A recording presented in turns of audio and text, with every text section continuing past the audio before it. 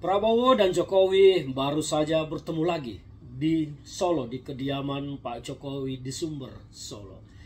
Yang membuat publik bertanya-tanya apa kira-kira yang dibicarakan oleh Pak Jokowi dan Pak Prabowo. Dan mengapa pertemuan tersebut dikabarkan mendadak. Apakah pertemuan tersebut memang betul-betul mendadak? Pak Prabowo tiba-tiba dipanggil untuk menghadap oleh Pak Jokowi? Tidak ada yang tahu. Tetapi saya mau menyimak bahwa pertemuan itu bukan pertemuan empat mata.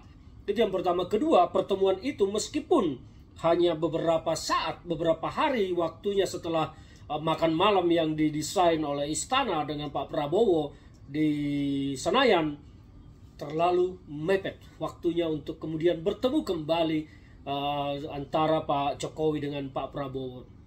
Publik kemudian menduga-duga apa sebetulnya yang dibahas oleh Pak Jokowi dan Pak Prabowo. Akhirnya berkembang informasi-informasi liar karena wajar saja publik menjadi menduga-duga karena baru saja Pak Jokowi dengan Pak Prabowo itu bertemu empat mata dalam sebuah acara makan malam yang disebut makan malam private, meskipun dipublikasikan, ya namanya private biasanya kan tertutup, tidak dipublikasi, tetapi ini dipublikasikan secara luar biasa karena memang tujuannya supaya publik melihat bahwa keduanya baik-baik saja. Nah, ini Pak Jokowi kembali bertemu dengan Pak Prabowo. Banyak pertanyaan yang muncul di tengah publik, apa yang dibahas oleh keduanya. Dan sampai saat ini memang keduanya pun tidak menyampaikan ke publik apa yang dibahas. Kalau kita lihat foto-foto yang beredar, di sana ada Pak Sufmi Dasko, Ketua Harian DPP Gerindra, dan sekaligus menjadi Wakil Ketua Umum DPR, dan juga boleh saya sebut adalah orang kepercayaan Pak Prabowo. Yang berikutnya di sana juga ada Gibran Rakabuming Raka di sebelah Pak Prabowo, dan ada seseorang lagi yang duduk di sebelah Pak Jokowi. Jadi ini bukan pertemuan empat mata, maka sebetulnya saya percaya tidak ada hal-hal yang dibicarakan secara spesifik di sana. Tidak ada pembicaraan-pembicaraan yang sifatnya harus tertutup di sana karena ada orang lain. Maka pertemuan tersebut juga menurut saya hanya sebuah kemasan bagi Pak Jokowi untuk menunjukkan sebuah opini, sebuah stigma di tengah publik bahwa Pak Jokowi masih berkuasa atas Pak Prabowo, Pak Jokowi masih bisa memanggil Pak Prabowo, dan Pak Prabowo masih wajib menghadap Pak Jokowi. Dan kemasan besarnya yang mau dibangun adalah Jokowi masih berkuasa atas Prabowo.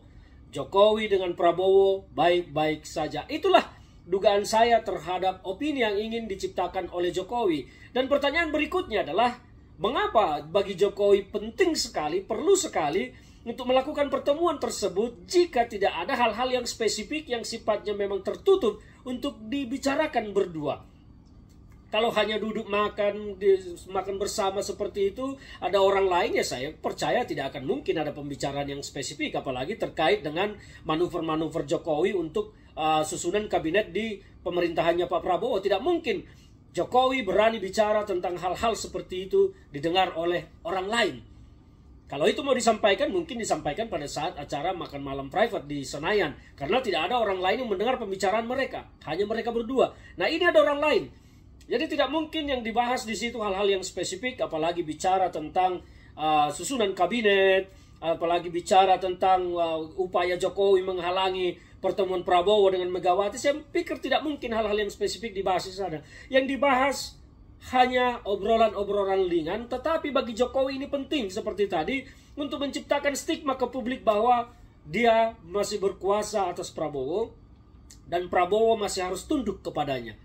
Itu yang ingin dibangun oleh Jokowi di tengah publik, dan kemasannya supaya terlihat akur dan baik-baik saja. Karena wajar memang hal ini dilakukan oleh Jokowi mengingat begitu derasnya desakan publik terhadap Jokowi dan merusak hubungan Jokowi dengan Prabowo. Salah satunya terkait dengan Fufu Fafa dan beberapa hal lain yang seperti yang sudah pernah saya sampaikan. Terkait juga perbedaan pandangan tentang calon pimpinan KPK. Demikian juga tentang nasib IKN yang sekarang sepertinya dilempar oleh Jokowi. Masalah itu semua ke Prabowo. Tentu ini akan membuat hubungan tidak baik.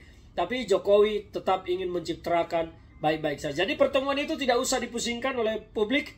Tidak ada esensi di sana yang sangat penting untuk dibicarakan, kecuali Jokowi hanya ingin menunjukkan dia masih dominan dan berkuasa terhadap Prabowo. Itu saja yang ditunjukkan Jokowi. Padahal saya percaya setelah tanggal 20 Oktober Jokowi akan berlalu dari kehidupan pemerintahan Pak Prabowo Subianto.